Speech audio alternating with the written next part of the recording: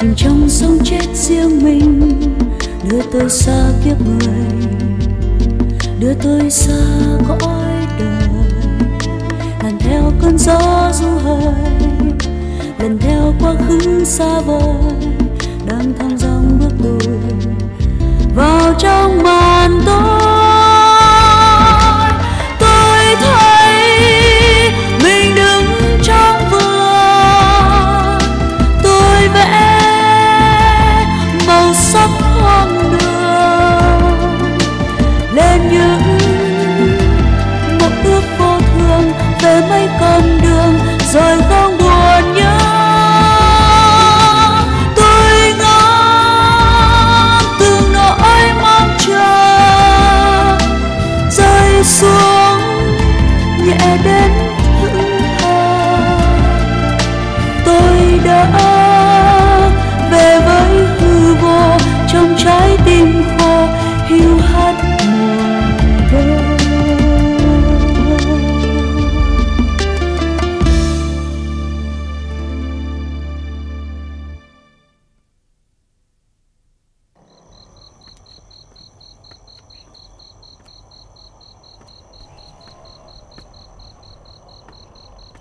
Cháu chào bác.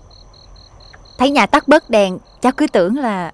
Tưởng cả nhà ngủ sớm chứ gì. Cô ngồi chơi đi. Nhà có ai đâu, để đèn sáng chỉ tốn tiền điện. Anh Thanh thì bế quan tỏa cảng trong phòng, chị Thanh thì không về nhà. Con Kim ăn tối xong bạn đến đón đi theo bạn không biết lúc nào về. Nếu không phải chờ nó, tôi đã tắt đèn đi ngủ rồi. Tâm trạng anh Thanh hồi này đỡ chưa hả bác? Cô cứ nhìn cái cửa đóng kia thì biết. Một ngày trừ 3 lần ra, ăn sáng, trưa, tối, còn lại ở trong ấy suốt. Ai hỏi gì là la lối, nhất định không tiếp bất kỳ ai. Ở bệnh viện có ai đến thăm không bác? Sao đời chua chát thế? Chẳng bù hồi trước người ta tìm cho được cả những cớ không đâu để đến thăm, biếu tặng quà cáp. Bác à, cháu nghĩ đó là chuyện nhất thời, không nên buồn làm gì. Cháu có một số việc của bệnh viện muốn qua trao đổi với anh Thanh, nhờ bác nói giùm. Không biết anh ấy có tiếp hay không. Thôi cháu ngồi chơi, đợi bác một chút. Dạ.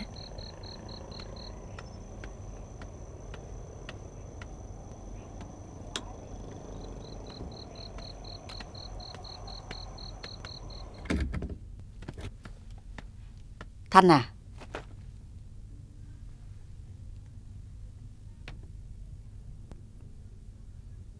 Thanh à. Con đã nói tối nay con không muốn ăn. Má còn phiền con làm gì? Có cô Quanh sang thăm con. Má ra nói con đang bận. Cô ấy nói có chuyện ở bệnh viện, cần trao đổi với con. Tiếp hay không tiếp là quyền của con. Nhưng nếu là chuyện liên quan đến sinh mệnh của bệnh nhân, mình vẫn vô tình, thì có nên không? Làm thầy thuốc, không tôn cái đức lên hàng đầu. Nghề có cao mấy, nghiệp cũng không bền đâu con à. Má ra nói cô ấy chờ một chút.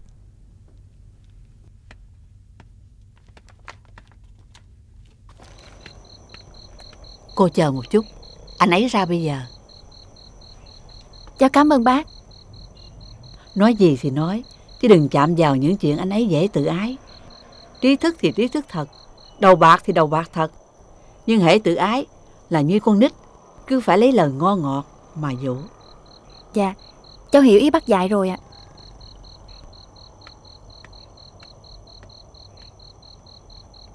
Em chào anh. Nếu cô đến đây để vận động tôi trở lại bệnh viện làm việc thì nên về đi.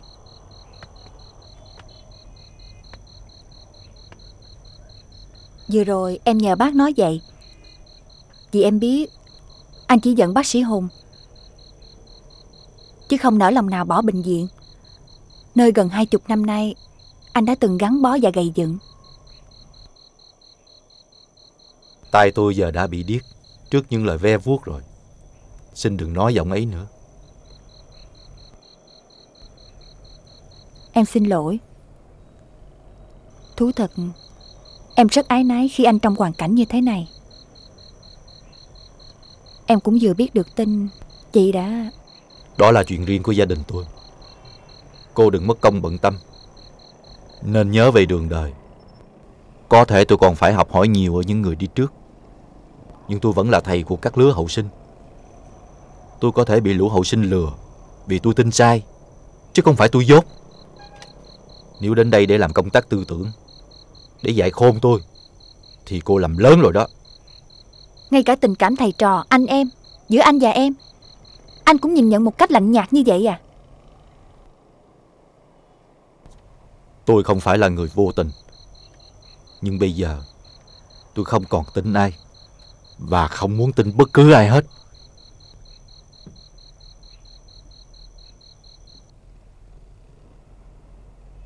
Em rất hiểu và thông cảm với anh, nhưng em không ngờ anh lại cực đoan đến như vậy. Cô lại muốn dạy tôi rồi. Dù sao cũng cảm ơn cô đã đến thăm. Tôi đang rất bận. Xin lỗi vì đã làm phiền anh. Em xin phép, em về.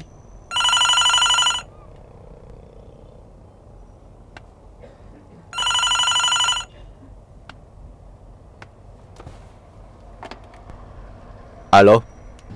Bác sĩ Thanh phải không ạ? Em là dân đang ở phòng trực cấp cứu. Còn tôi không dính líu gì đến bất cứ ai ở bệnh viện. Cúp luôn rồi. Kêu lần nữa không chịu quanh quay mặt bây giờ.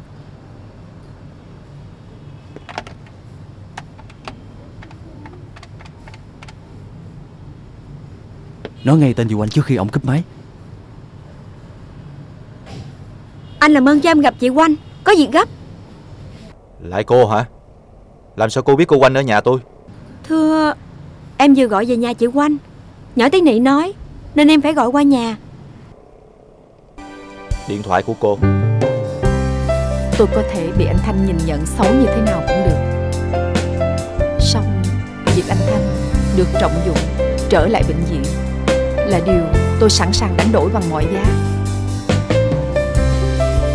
Một người trí thức, tài năng như anh ấy, khi đã có niềm tin thì sống mãnh liệt đến mức vô lý. Và khi đã mất niềm tin thì bất mãn đến cực đoan. Đằng nào cũng dễ bị hại. Nhưng giữa hai thái cực đó là phần mềm tình cảm, ham muốn được cống hiến và trọng dụng.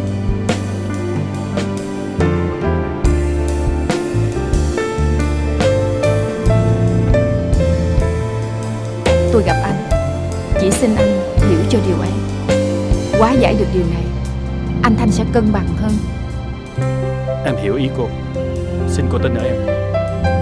Khi chuyện ở bệnh viện ổn thỏa, tôi tin rằng anh Thanh sẽ nhìn nhận chuyện ở trong nhà thoáng hơn. Dạ, em cũng nghĩ như thế.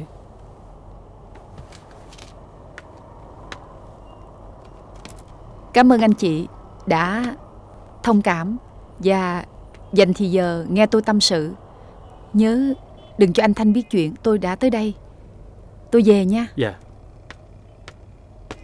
Khoan đã. Cô khỏi kêu taxi. Mời cô đi xe của em. Đằng nào xe cũng qua bệnh viện. Cảm ơn anh. Tôi phải về công ty ở quận 5 kìa. Đi taxi cũng tiện. Cô về đâu xe đưa cô về. Chẳng mấy khi em được dịp giúp cô. Cậu đưa cô Bích về công ty Ngọc Bích bên quận 5 giùm tôi nhé. Dạ.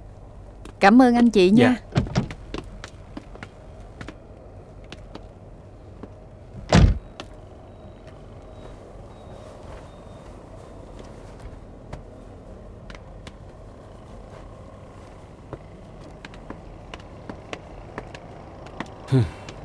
Nặng nề quá. Một cuộc gặp nặng nề quá. Phải nói trong chuyện này, do một bước nhảy lên vua, anh quá háo thắng, tự tin, nên cư xử mất khôn. Anh đánh ông Thanh một đòn quá nặng tay, trong khi cái kẻ đáng để thân bại danh liệt là con Oanh thì lại đón nó lên. Cô biết cái quái gì mà nói. Cái lối ở đâu hễ có chuyện định chia sẻ là lập tức cô lên giọng dạy khôn tôi. Bà Bích ở đây cho đến bây giờ không nói mà phát ghen tị lên khi thấy anh và em tâm đầu ý hợp.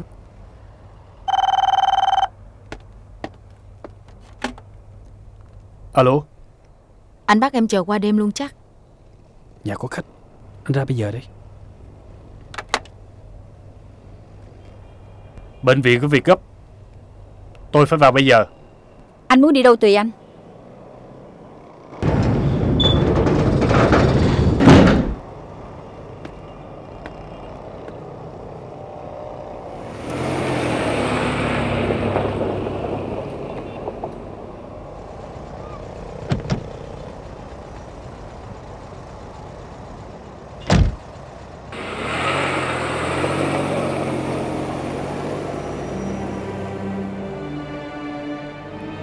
Tội nghiệp làm càng cao càng cực.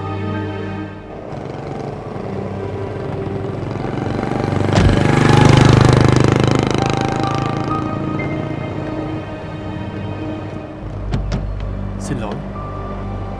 Hôm nay anh nghỉ sớm, nhưng bất ngờ bà bác sĩ Thanh đến, không thể không tiếp. Hồi này lòng nhân ái của anh có vẻ hơi nhiều.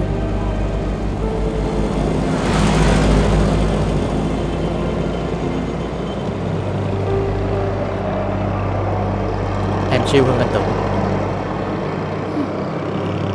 Vợ chồng ông Hùng có chuyện gì mà qua mắt được em? Ông tưởng ngon rồi à. Muốn bắn đứng em đâu có dễ. Dân nó nói có một bệnh nhân cấp cứu thuộc diện ưu tiên, dứt khoát phải có bác sĩ Thanh chẩn bệnh và giải phẫu ổng mới chịu. Ông này mổ lần đầu cách đây 5 năm cũng do anh mổ. Cô ấy nhờ em nói với anh. Nói với ông ta tôi không có mặt tại thành phố. Nếu anh nhất định như vậy, bọn em đành chịu.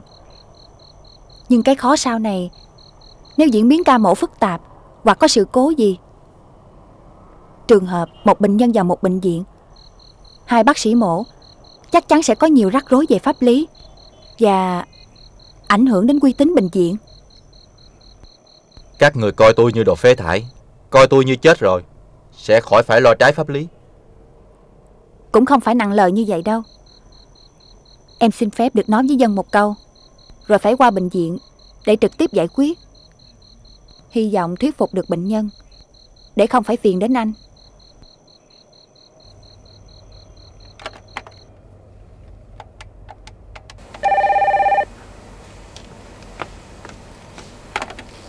Alo, phòng cấp cứu bệnh viện Thanh Tâm nghe đây.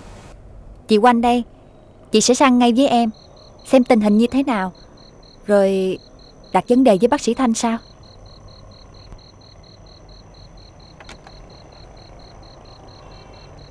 Em xin phép. Oanh nè. Dạ.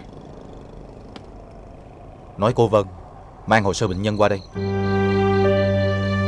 Dạ, em sẽ nói ngay.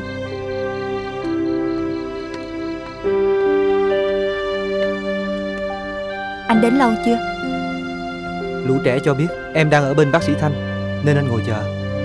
Anh ấy đang nhiều tâm trạng, nên em phải qua thăm. Anh biết, ai vào hoàn cảnh ấy mà không đau đớn.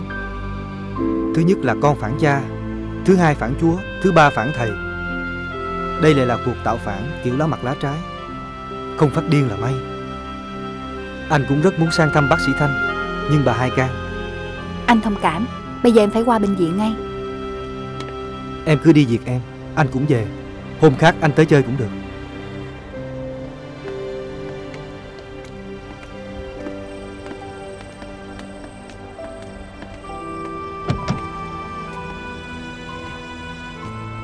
Đừng buồn nha.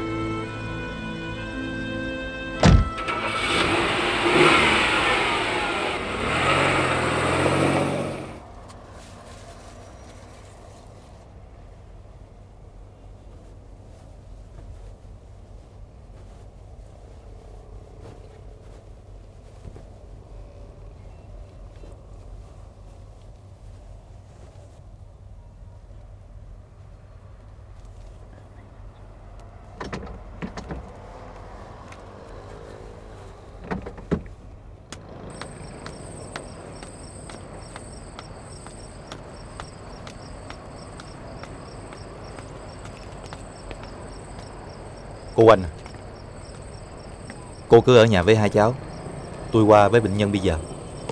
Nếu vậy thì Dân với Tạo nó mừng lắm đó. Nhưng đằng nào em cũng phải qua bệnh viện. Trời lạnh xanh không mặc áo ấm vào. Cô cứ mặc tôi. Con mặc áo ấm rồi hãy đi. Má cất đi. Bác để cho nói ảnh mặc.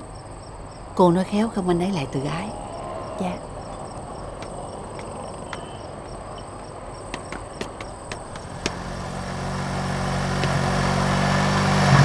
Ba em. Thế nào ông già cũng sùng. Tạm biệt. Mai cho cũ nha. Dạ.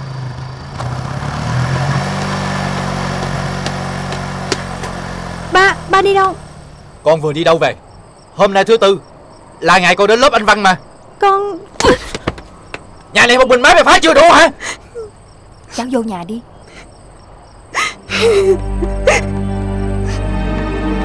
Anh nóng quá à.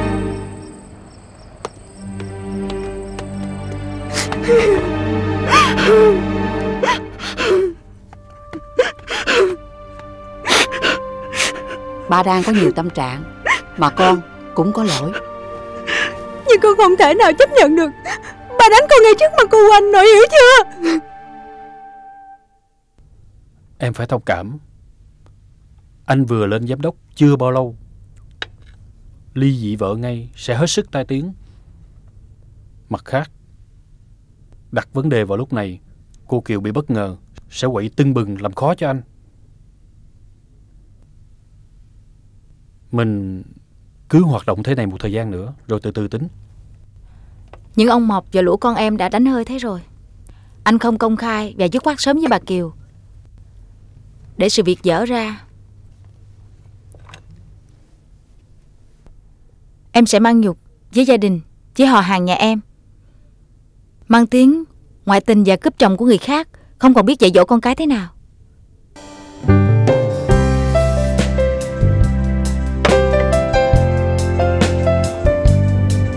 Em tưởng lén lén lúc lúc với em, rồi về đóng kịch với cô Kiều, anh sướng lắm hả?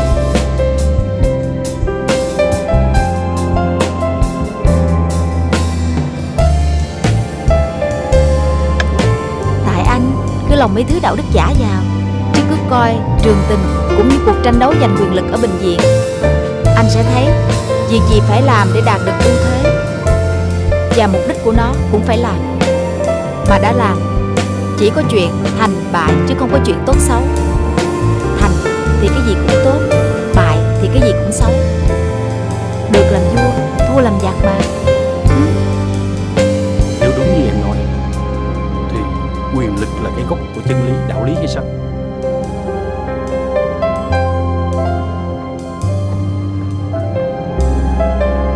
Anh cứ giận vào chính mình xem điều đó có đúng không?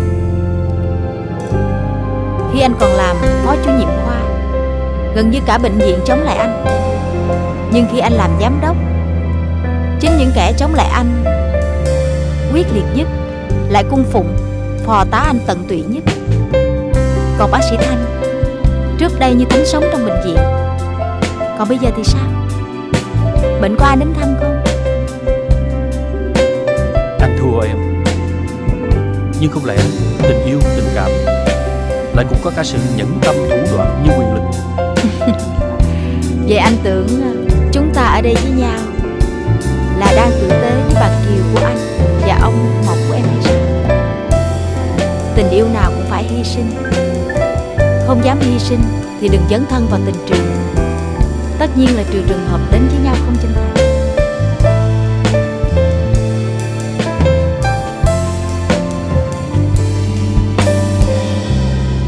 Chuyện này còn nhức đầu hơn cả chuyện đấu đá trong bệnh viện. Anh nhớ lúc đầu gặp nhau, em nói em đến với anh vô điều kiện. Chỉ một việc, anh cứu sống ba em, đủ để anh đứng trước em như một thần tượng, khiến em tình nguyện nhận hiến. Nhưng không sao. Bây giờ điều kiện gì anh cũng theo. Em đã có hạnh phúc lẫn sự lãng mạn mà Kiều không bao giờ có.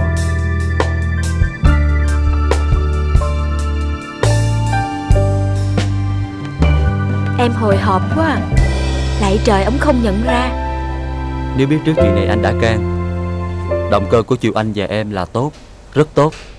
Nhưng chị quên bác sĩ Thanh không phải là đàn bà. Nói khéo quá ha.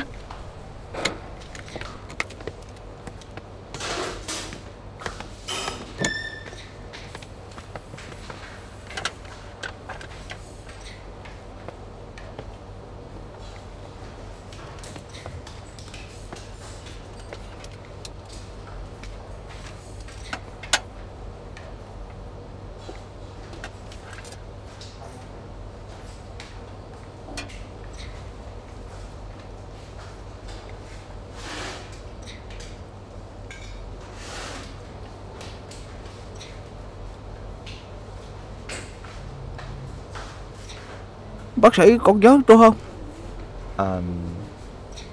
Tôi nhớ rồi. Chúng tôi mời bác sĩ Thanh đúng theo yêu cầu của ông. Tôi cảm ơn bệnh viện rất nhiều.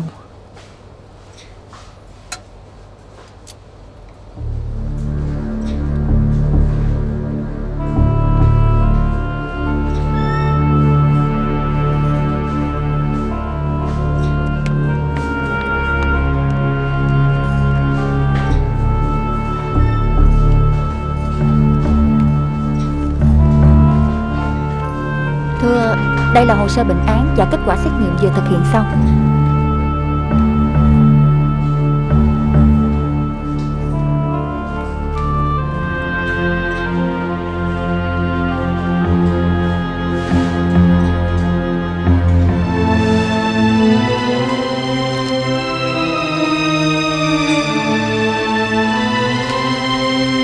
Gây mê đi.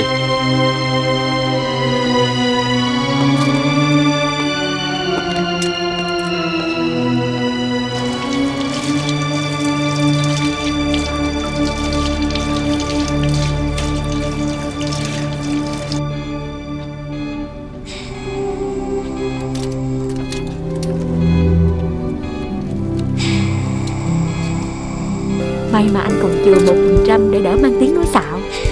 Đừng vợ mẹ mát.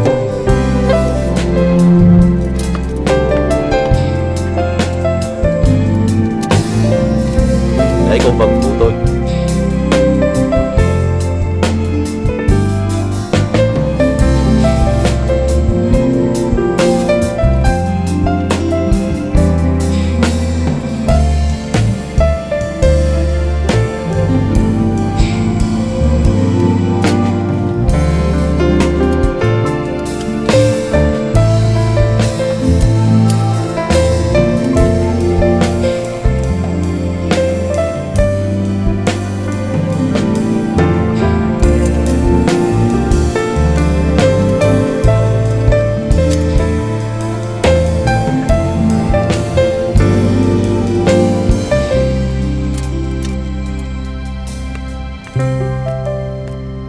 Chị giỏi thật. Chị nói gì mà bác sĩ Thanh có thể qua đây? Anh sang rồi, tôi đâm lo đây.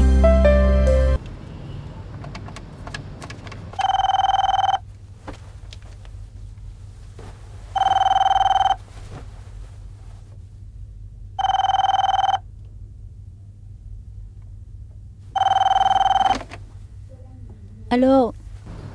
Chị Kiều hả? Tôi quanh đây. Xin lỗi làm phiền chị thức giấc. Chị làm ơn cho tôi gặp anh Hùng. Có chuyện gì không cô anh? Có chuyện quan trọng bên bệnh viện. Tôi cần xin ý kiến của ảnh. Cô không biết là anh Hùng đang trực ở bệnh viện à? Xin lỗi, vì rối quá tôi vô ý.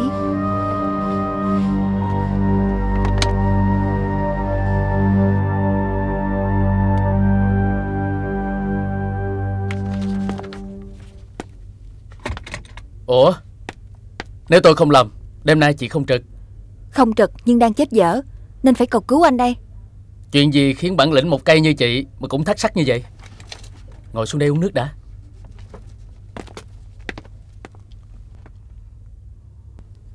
Tôi và anh em trong khoa vận động bác sĩ Thanh trở lại bệnh viện làm việc không được, liền lợi dụng ca của một bệnh nhân, yêu cầu chính bác sĩ Thanh mổ để mời ảnh qua. Ông có qua không? Qua rồi, đang mổ. Vậy là mừng, chứ sao lại quản. Các chị giỏi lắm.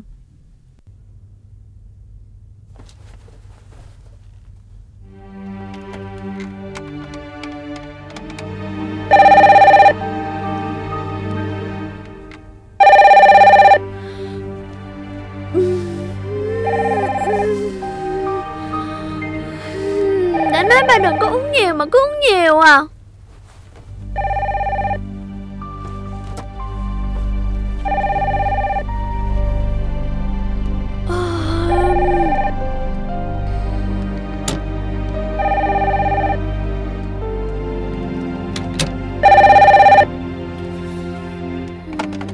Alo.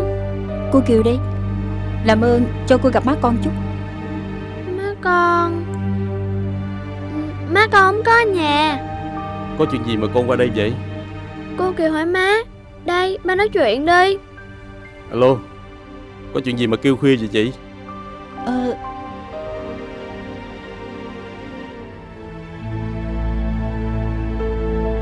Cúp máy rồi.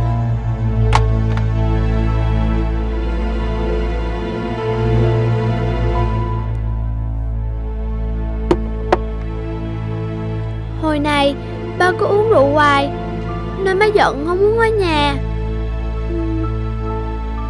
Không lẽ cô Kiều cần chuyện gì mà ba không quan tâm hay sao? Anh Thanh kiểm tra hồ sơ bệnh án và tình trạng bệnh nhân, rồi lẳng lặng vào ca mổ, không gợn một thắc mắc gì. Nhưng linh tính cho tôi thấy có thể anh đã biết có sự sắp xếp, nên tôi đã gọi điện thoại cho anh Hùng. Đây cũng là cơ hội tốt nhất cho anh Hùng với tư cách là giám đốc tiếp xúc anh Thanh, hóa giải chuyện lừa ảnh qua đây. Chính anh Hùng cũng đã nhờ tôi vận động, nhưng ảnh lại không có ở nhà. Chắc cô Kiều lại nói anh ta đang trực ở bệnh viện chứ gì. Sao anh biết? Tôi vẫn quen nghe câu trả lời ấy. Anh giải thích thế nào?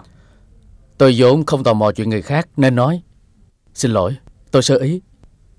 Thôi dẹp chuyện thiên hạ ra ngoài đi. Bây giờ chắc chị muốn tôi thế chỗ bác sĩ Hùng, đỡ đòn cho chị nếu như bác sĩ Thanh biết mình bị lừa. Anh không giúp, tôi không biết kêu ai. Tôi không coi chuyện anh Thanh giận là lớn. Chỉ sợ qua chuyện này, sợi dây liên hệ kêu gọi ảnh trở lại bệnh viện vốn mong manh giờ lại bị đứt. Tôi đành liều giúp chị vậy. Thật tình tôi cũng muốn bác sĩ Thanh trở lại bệnh viện. Chúng ta đi luôn.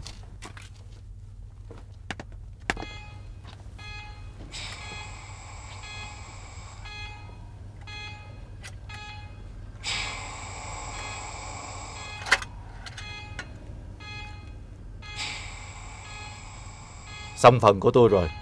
Cảm ơn sự cộng tác của mọi người.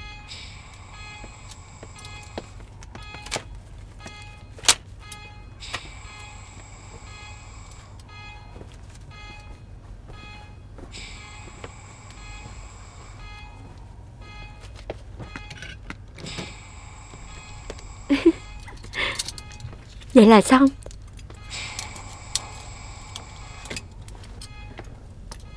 Sao rồi?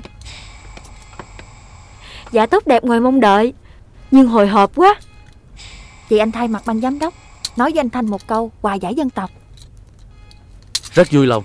Không ngờ các bạn giỏi hơn tôi nhiều.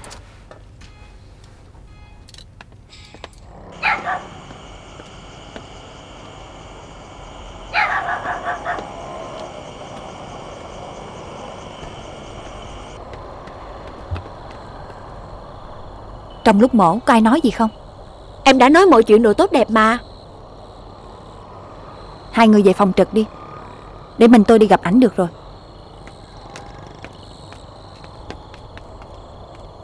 Anh về phòng trước đi. Em phải theo xem cho rõ chuyện, còn nói đỡ cho chị Oanh. Anh cũng đi luôn. Anh Thanh! Sao vừa mổ xong chưa kịp nghỉ ngơi anh đã về ngay rồi? Một bác sĩ Hùng đã khiến tôi không ngờ. Giờ lại thêm cô tưởng tôi nhẹ dạ lần nữa phải không? Về đi. Anh giận chuyện gì? Em không rõ. Vì đã tiếp cận bệnh nhân và anh chị em trong khoa đã chuẩn bị kỹ cho ca mổ, nên tôi phải hoàn thành công việc. Nhưng mà ngay sau khi đọc hồ sơ, tôi đã biết cô coi tôi như là một đứa con nít, có thể giở ngón tay lên lôi tôi trở lại bệnh viện. Nhưng ông ấy đúng là bệnh nhân cũ của anh, và chính anh đã thấy ổng mừng rỡ khi yêu cầu chọn bác sĩ của ổng được đáp ứng. Nhưng ông ta đã nằm ở viện 12 ngày, chứ không phải bệnh nhân cấp cứu như cô đã nói chuyện điện thoại dàn xếp với cô Vân. Sao nữa, lần trước tôi mổ tim, còn lần này là mổ dạ dày, tôi không cần phải can thiệp như là một nguyên tắc dứt khoát. Cô được bao nhiêu điểm của bác sĩ Hùng khi lừa được tôi trở lại bệnh viện vậy hả?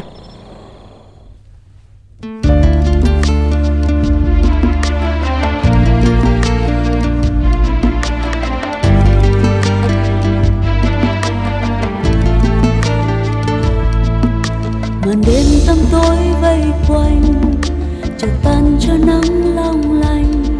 Bên tôi bao tiếng cười, giang đôi tay đón mời, dìu tôi xa chốn vô mình, về vui kiếp sống nhân sinh, mang theo trong cõi lòng tình yêu cuộc sống.